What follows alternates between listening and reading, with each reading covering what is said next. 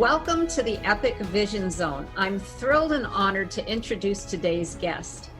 Her vision is to make beauty simple, bringing real-life beauty and sun protection together.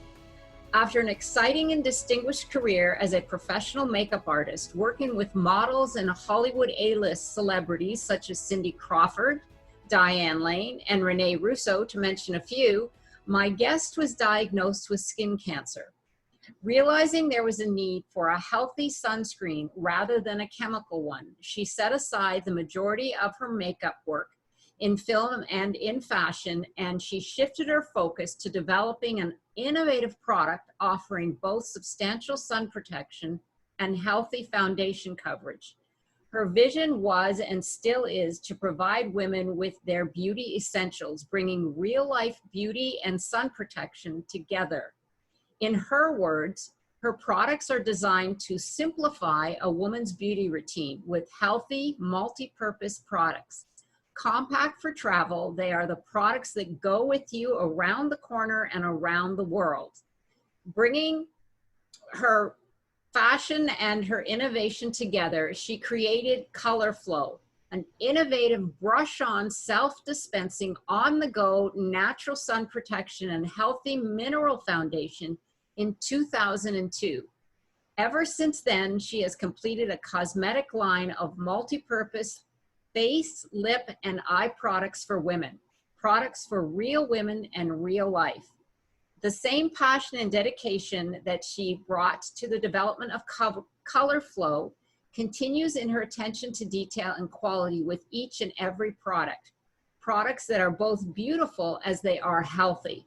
She has a passion for charity and philanthropy. In 2018, she received a humanitarian award at the Dancer Against Cancer Ball in Vienna, Austria, for her work in preventing skin care. From Fashion Group International, she received the FGI Rising Star Award for Beauty. She continues to receive numerous accolades for the development of her clean cosmetic line and her involvement in the community of Dallas and around the world. Her and her products have been featured in Lucky, In Style, Marie, Vogue, Allure, Real Simple, Town and Country, Good Housekeeping, Red Book, and more. Her cosmetics are sold worldwide in spas, med spas, apothecaries, specialty retail stores, and most conveniently and most importantly, online at susanposnick.com. Welcome, Susan. So nice to have you. It's so nice to be with you. And wow, what an introduction. I know. It's funny because I do the introductions and everyone, most of my guests go, boy, I'm exhausted just listening to it, because you never realize all the work and everything you've gone through until somebody reads it to you. So it's interesting. So I think first so question. true. Sorry, I'm go ahead. No, I said I think that's so true. We don't realize, because we're usually so caught up in the day-to-day, we don't realize all that we've accomplished. Exactly. And that's something that we should reflect on more often, because you're right, we get caught up in the day-to-day and we don't see all the goodness that we have created and all the experiences that we've had so that we can share with others. So I'm going to start with a broad question, but something that I'm very curious about. What inspired your interest in makeup? From a time I was a little girl, I have always been oriented towards visual things, fashion, art, makeup. I loved playing with dolls, but not because they were girly, but because I got to play with their hair. Okay. So, and dress them, but it wasn't so much a feminine thing as it was an art thing, which I came to realize later. So I've always had interest in it. I did makeup for friends in high school.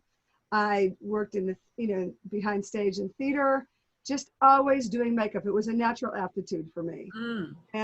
But I didn't know there were jobs out there other than working behind a makeup counter. So fast forward to college graduation, living in the Virgin Islands, getting very close to a man who was a famous photographer in New York City in the 40s, 50s, and 60s. And we became very good friends, and he would talk to me about getting off this island of St. Croix where I was living, and quite happy actually. And he said, you got to go. You're too young. You're 20 years old, 21 years old. And it was because of this man, Wendy, that I started getting into makeup and clothing. He and his wife had a clothing store there, one St. Thomas. He brought me in and taught me, and I kept gravitating to the makeup. It was Christian Dior, and I just kept going to the makeup, and people would come in and I would do their makeup. And he said, I'm going to take you to New York and I'm going to make introductions for you. Oh, And that's what he did. how interesting. What an influence on your life. Isn't that interesting how people come into our lives and change them completely? Completely. Fascinating, fascinating. Well, yes, because makeup is an art. I mean, it's very close to painting, because what you're doing is using the face as a canvas. And I find it fascinating. So that story is really interesting. So you went from a freelance makeup artist to a full-time entrepreneur and the founder of Susan Posnick Cosmetics. So we had an earlier discussion, but tell our audience about making that shift and why. Well, when I first started developing Color Flow, which obviously didn't have a name, I had developed skin cancer. It was on my face. I couldn't wear chemical sunscreen, as you said, and I couldn't find a good option. So I wondered if I could make something, not thinking it would be a business. So my mom had taken ill back east. I grew up in Massachusetts, and I found myself every couple of weeks spending 2 weeks back east. And I needed a project just to keep myself occupied. And I started going to trade shows, cosmetic trade shows, packaging trade shows, just gathering information. This goes back over 20 years. So people were just getting on computers. It's what led me to get on a computer to do research. Yeah. So I started developing this product, and I started spending money developing this product. And I also came to realize that people were just starting to talk about getting skin cancer. Because before that, it was kind of hush, hush, nobody got it.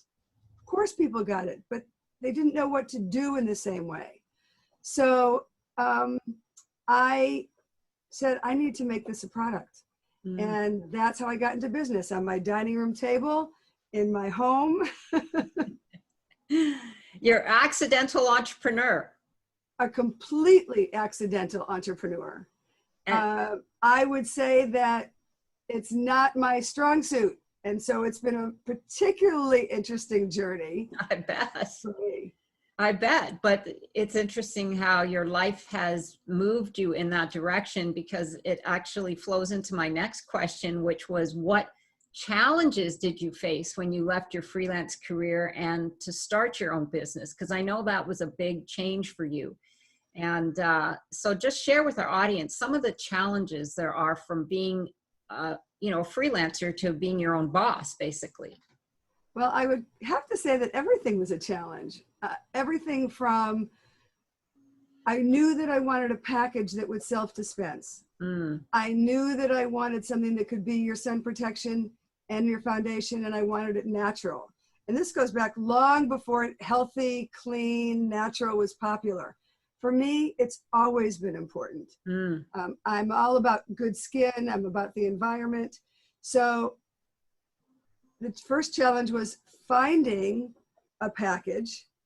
And there was a company that had just come on the market, and they had this self-dispensing brush. I had found them at a trade show, and I said, okay, I have to try this. And I had found it out-of-the-box chemist at the same time. And she and I worked together to develop the formulation, because when people think zinc oxide in a foundation, they think, oh, can't use it for photography. It's going to go white, everything else. So we worked for over 3 years to develop a complete all-inclusive color range, because I wanted sun protection from the lightest of the light to the darkest of the dark. Right. So it was the packaging, it was the formulation. I didn't even think about getting to market. You were too busy developing and innovating. I just didn't think about any of that. Yeah. I just took it step by step. And then I had a product, Mm-hmm. and I was asked by some friends to open a small cosmetic area in a store called 4510, which was the ultimate of ultimate stores. And I said, I'll do it, but I've been developing this product. Would you let me bring it into the store? They said, of course. So that was my very first account. But the challenges there's always challenges. And I think anybody you talk to in cosmetics, it's about packaging first and foremost. Mm-hmm. Product, you can ultimately find good labs, but packaging has everything to do with placing an order, getting it on time, making sure it's not defective. If it's defective, what are your options? How much longer are you going to wait? How do you balance out how much to order versus how much you're going to sell? The list goes on and on and on. And I'm learning every day. Yes, yes. Lifelong learners. That's what I'm finding. Most people who have their own businesses or have made a switch in their careers, we're all lifelong learners. Absolutely. And I think that serves us as we, make our path down our life.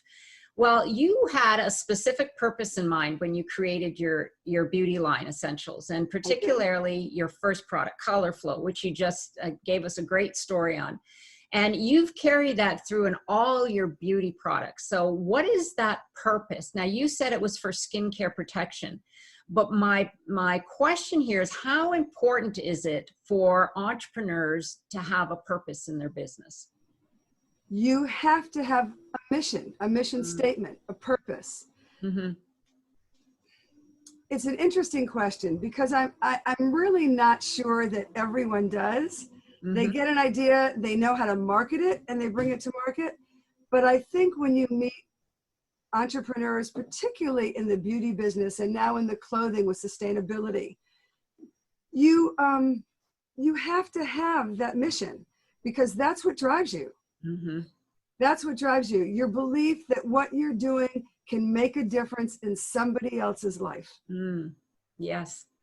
And that's what gets you up in the morning and gets you excited when somebody comes to you and says, it's changed my life, or I'm so glad I found your product or your service, whatever it might be.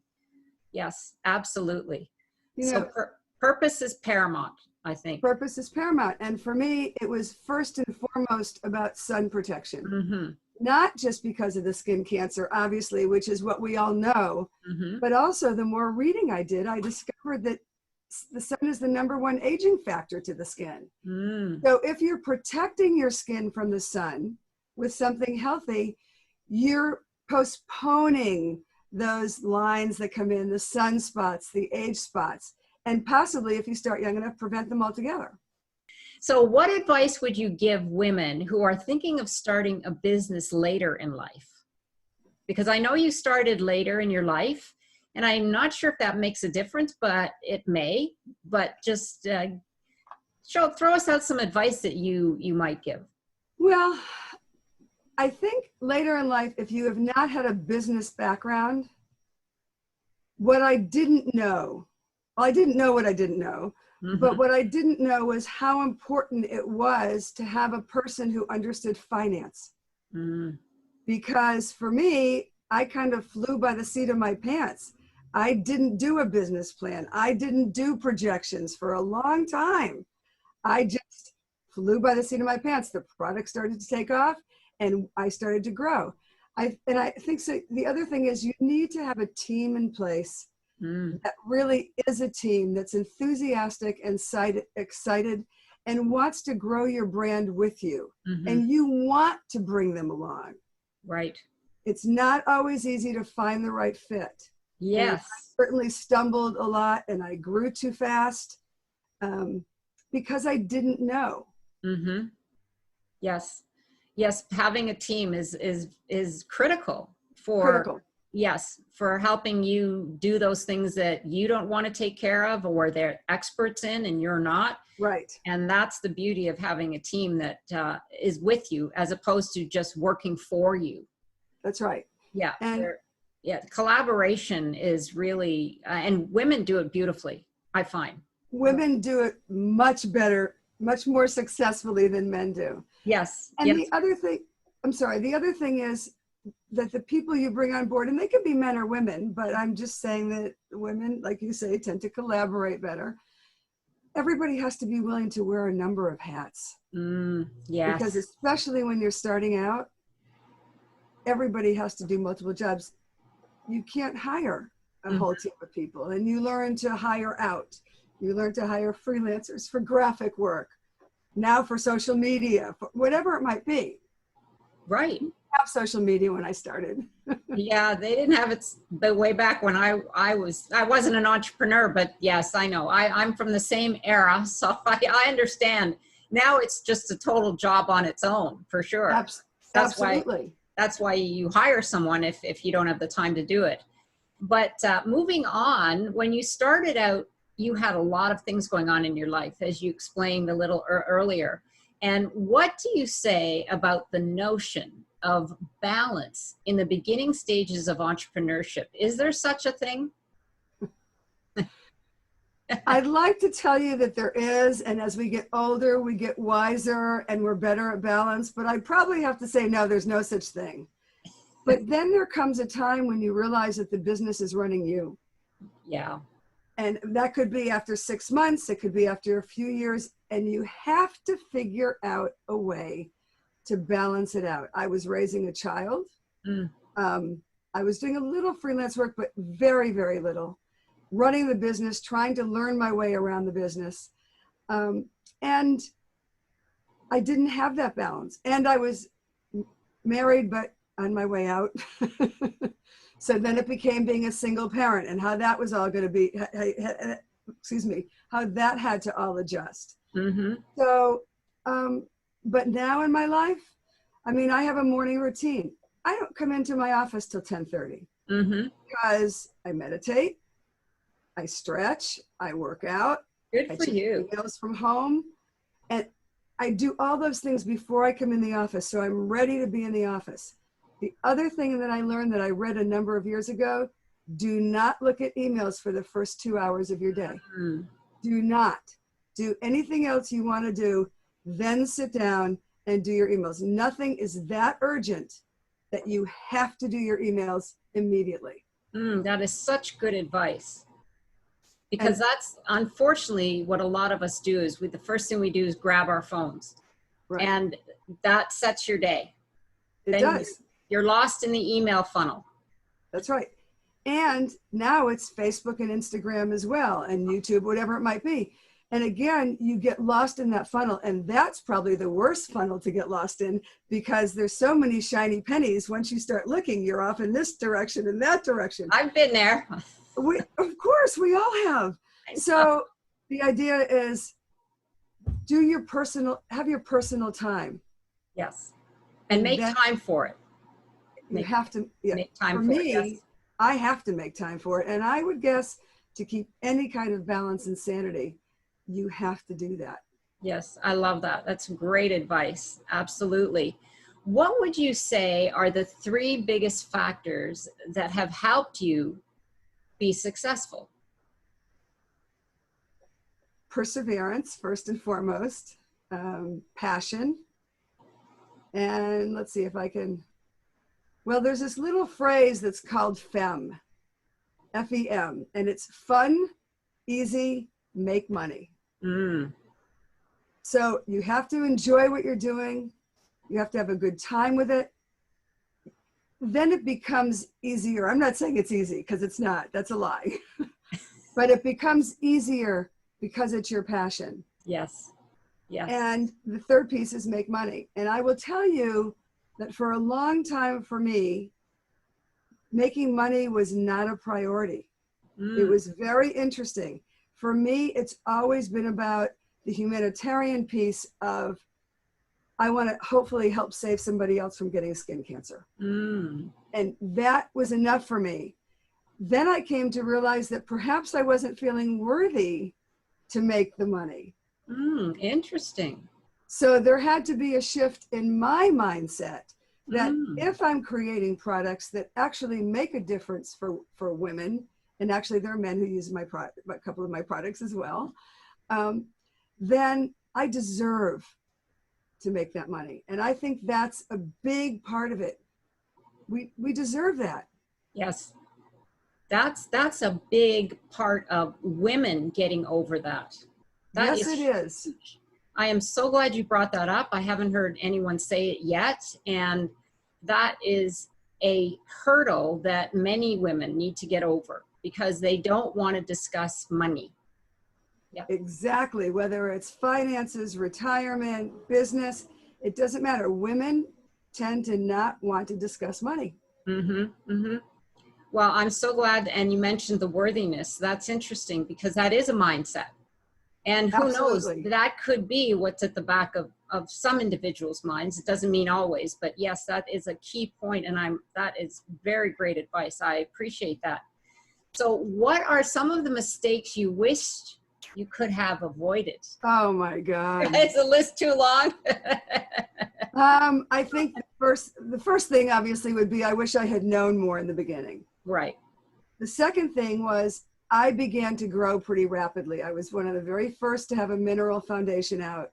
I was the only one to have a self-dispensing brush that you could brush on, carry with you, touch up all day. Your skin looked better every time you did, and you got additional sun protection and environmental protection, and actually now, which is the big conversation, blue light protection from your computer.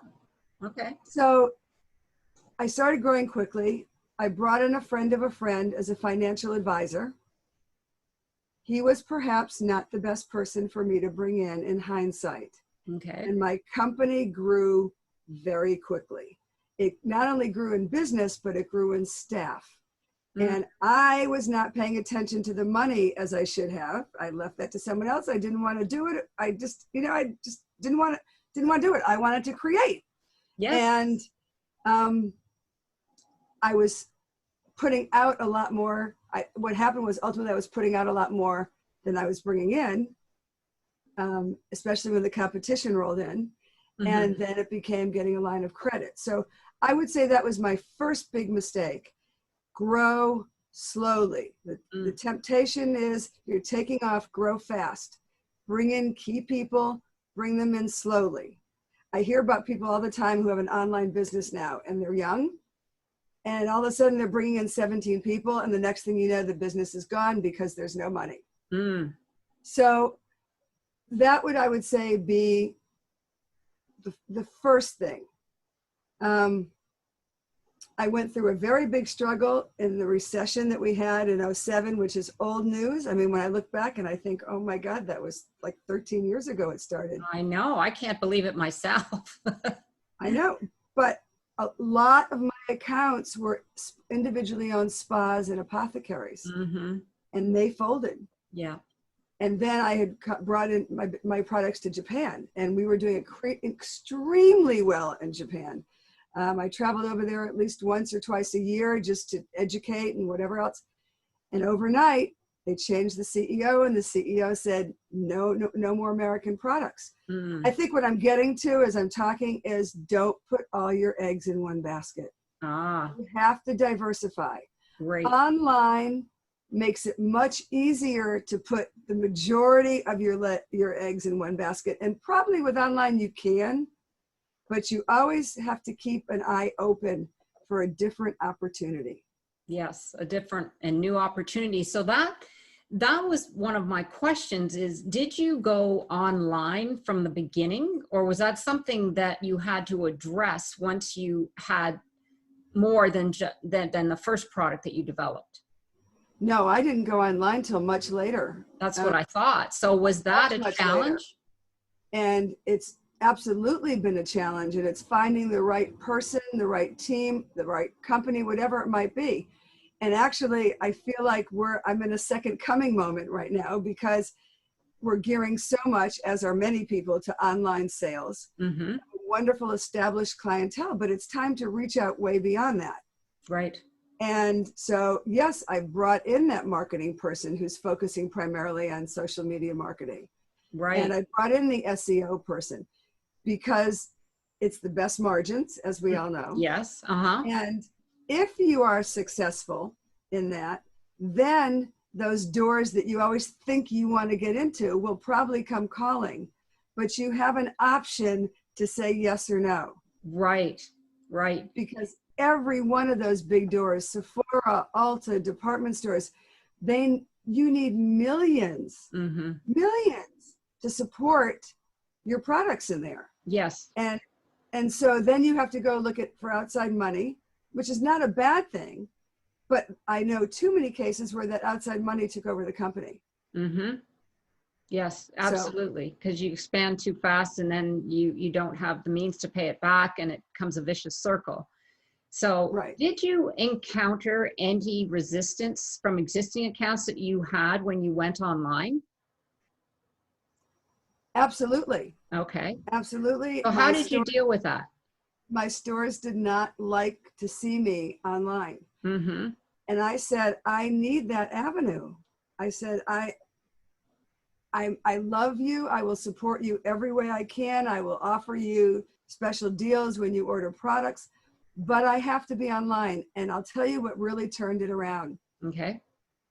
I don't know how many years ago it was, but I was watching television and it was a commercial for Chanel, and always with Chanel, buy here, buy there, buy here, buy there. And it said Chanel.com. I knew it. I said, if Chanel can do it, Susan Posnick Cosmetics can do it. Wow. Isn't that the case though? I mean, the world has changed so much. And like you said, during this period, because we've all been locked in our homes and retail has been closed, it's thank God you're online. Do you know what I mean? Like if there's any businesses out there who are hesitating, because I understand the wholesale and the retail side of it, and it can be a challenge, but the longer you leave it, it's not going to get any better. I say if your retail store doesn't like it, then you know what? You don't need them as much as they need you, because today, I feel that you need to be online, especially when you have a product, because that's the world we're moving into. I mean, brick and mortar is disappearing, which is very sad. It is very sad. I think we'll still have them. It's just not going to be as prevalent. And unfortunately, it'll probably be owned by the large corporations, not the small boutiques, which I personally love. Which is so sad, because you want to support local business owners, individual business owners. Yeah. But Amazon makes it really hard. I know. But the nice thing is, though, with your business, like you said, you can also support your stores with any of your own marketing that you're doing on social media, et cetera, because lots of people do still like to go to the stores, and they do like to have that interaction with the individual. So if they see something that you've posted, they'll go, oh, I need to go back to my boutique and get that. So it can be a winning situation. But yeah, I'm glad that you brought that up, because I've seen that happen in a lot of cases where you've been dealing with stores and you've had to make the switch to online, and you have had resistance, but you just got to do it. You do. You got to do it. Yeah. I think the challenge with online with makeup particularly is foundation. Picking all colors, but particularly foundation colors. Yes. People actually want to go into a store first. And, we obviously during COVID-19, we had no store orders and whatever else. And they're coming in slowly. But this week, we just opened 2 new accounts. And they both came to me. They're both retail accounts. Now, how did that happen? Did they say? They had been familiar with my product. They had either used it or bought it somewhere else. And they were adamant that they wanted it. One is a med spa, and one is going to be an apothecary store. And within this week, we just opened the 2 accounts. And I'm amazed, actually, and I'm thrilled. That is amazing, Susan. I am so happy for you. Oh my gosh. Wouldn't that be nice? The phone just starts ringing and the email comes in. I want to buy your products. That's wonderful. Well, how about on the other side of the coin? Because you began your business with the intention of possibly saving others from skin cancer. And we've talked about that, and that's been really ingrained in your purpose, and you remain passionate about making a difference. So tell our audience something about the humanitarian work that you're doing. Well, I think I'm always getting on a soapbox and speaking every chance I get. and I do speak to women's groups, but I received, you mentioned it before, and I received a humanitarian award in 2018 in Austria, of all places, for developing a product that is healthy sun protection, that's portable, that goes with you, that you can reapply, because that's a big part of the problem. You can't reapply most sunscreens, they're cream. And also for being so vocal about the importance of wearing sun protection and why. So this award was at a ball in Vienna, Austria, for over 2,000 people. Wow. I was the sole recipient. That's fantastic. So, And that's well, it just goes to show that you are making a difference. And you know, that is really, when you can make a difference in people's lives, then you know you're doing your purpose. Definitely. I've Yeah. done my job, or I'm doing my job. Yes, you're doing your job for sure.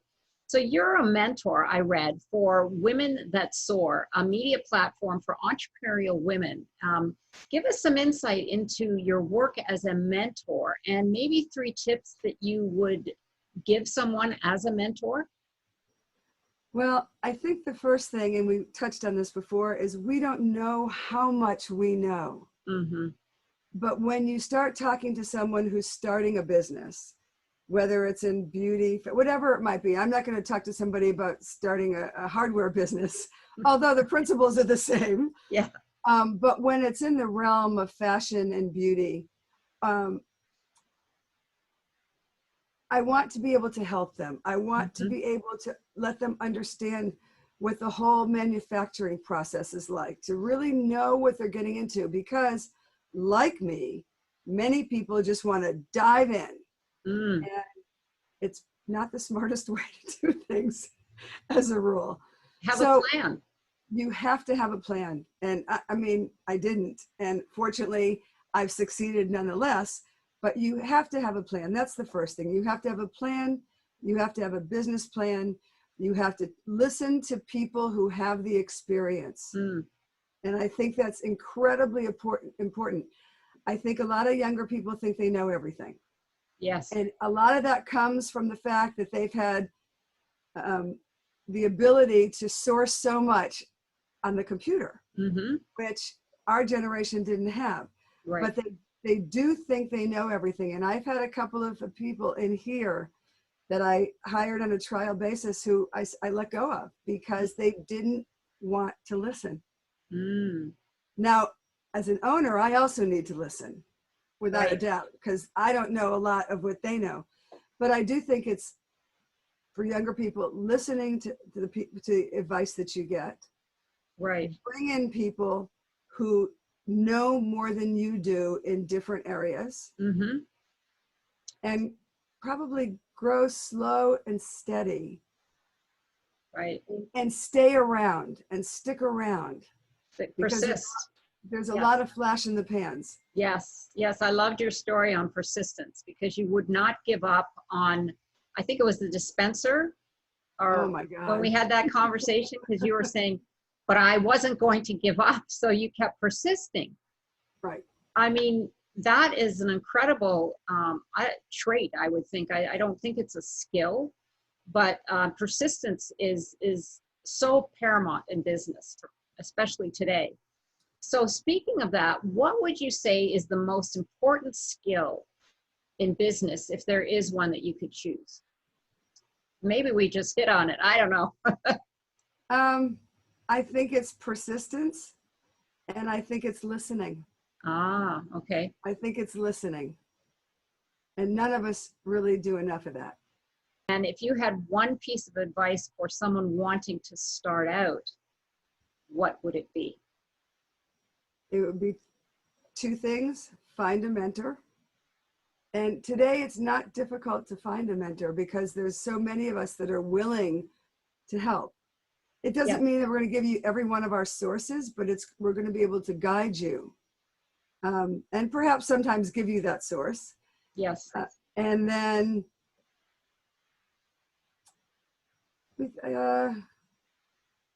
bring in the right people. have a mentor, and be willing to wear many hats, and then give up those hats as you can. Mm-hmm. Yes, absolutely, because your energy will be drained if you try to wear them all the time. And that happens sometimes for especially individuals who are controlling. Right. Because it is difficult because you have to let go, but otherwise you can't stay focused on why you started the business in the first place, because I could see how you get tied up in everything else. You do. But what's important, right? So tell us something that's not on your resume. Oh.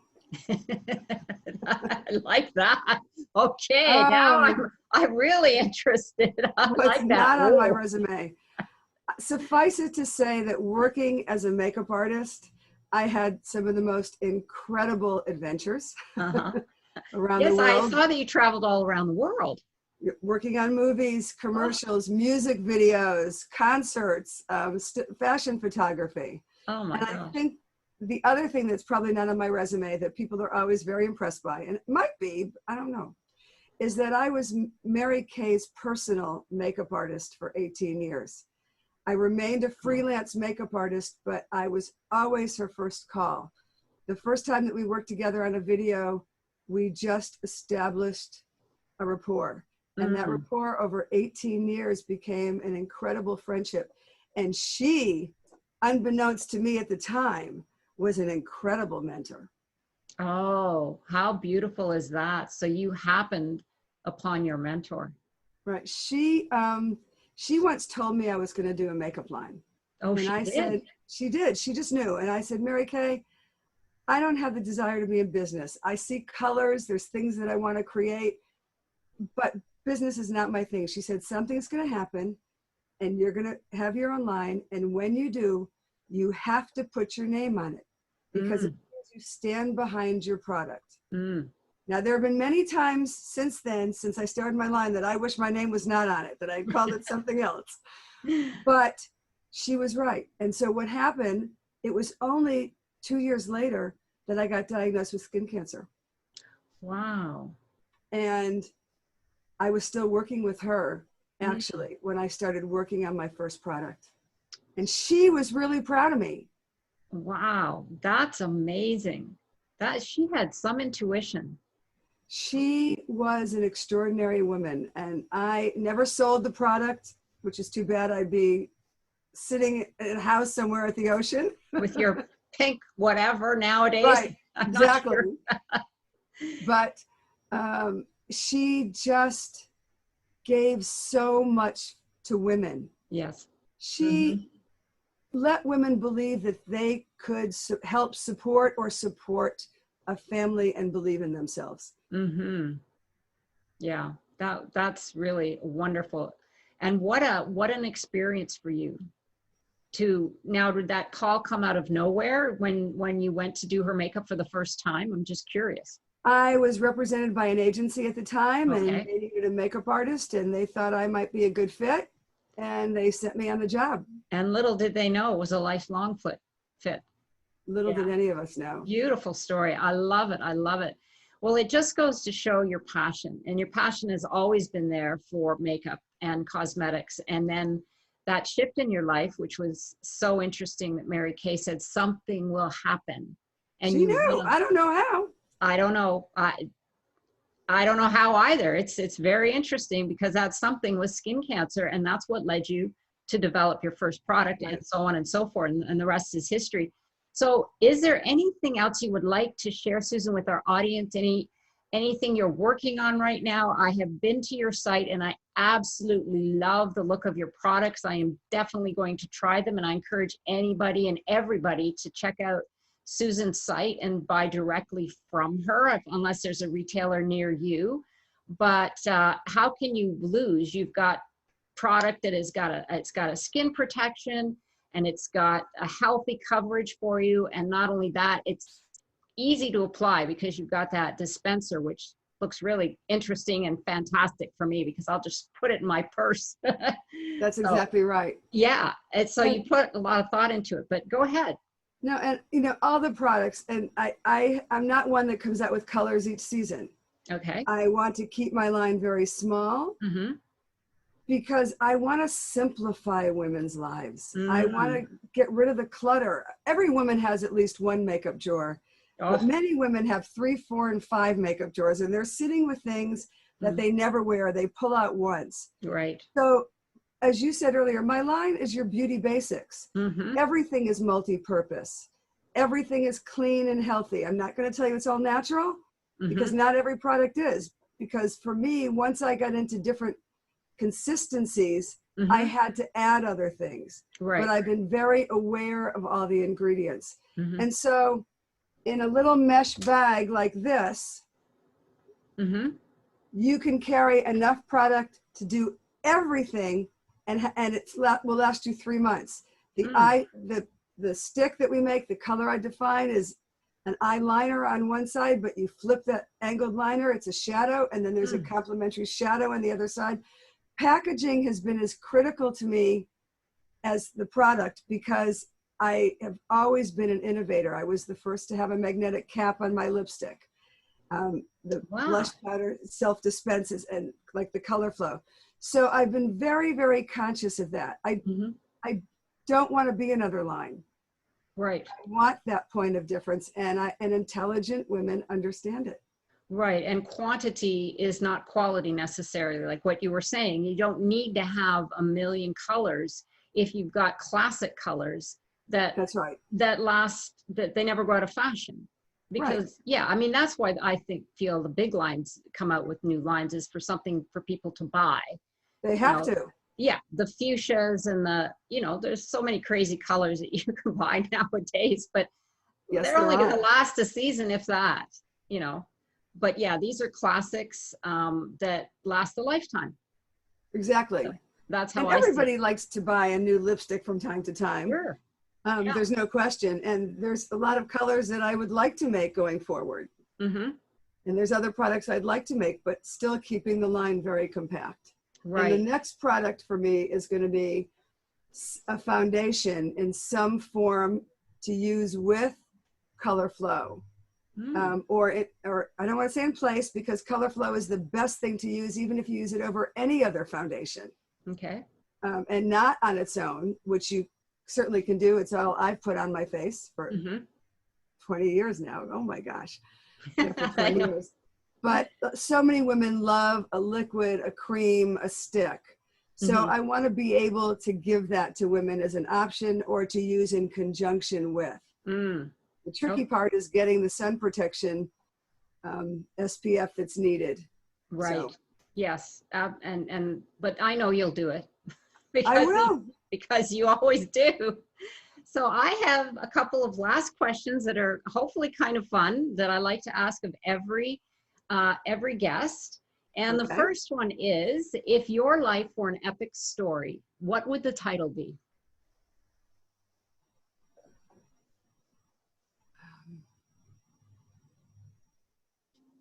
I did it with passion. Oh, I love I did it with that. passion. That's a book. That is a beautiful title, Susan. Beautiful. Oh my gosh. Or What? I do it with passion Yes, yes, I because do. I'm still doing it. So I Yes. do it with passion. Oh, we'll have to put a sexy cover on that one with the great lipstick. So, what name would you give your character in your epic story? Oh, well, what first popped into my head was Mary Kay. Oh, Isn't that funny? that's funny. That's very funny. It's the first thing that popped into my head. Oh my gosh. Well, that's maybe what it would be. But if not, I would have to say that I'd use my own name, Susan or maybe Suzanne. Suzanne. Yeah. It Suzanne. sounds, it rolls off the tongue a little better. Okay, Suzanne, then it is. And how would you characterize your epic life? Magnificent, really. Mm. I am so blessed. I believe that we're all here for a purpose. Mm-hmm. I'm not going to tell you it's been easy, both personally at times in my life. Everybody has a story with business. It's not been easy a lot. But I am so grateful And I truly do. I have a magnificent, in this moment, I have a magnificent life. Mm, that's beautiful. Beautiful. If you had one epic superpower, what would it be and why? Oh,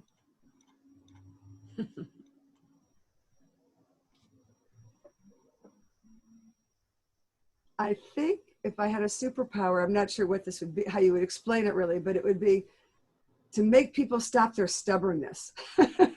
Okay. To have this power, this ability, again, to make people listen, to stop being so stubborn.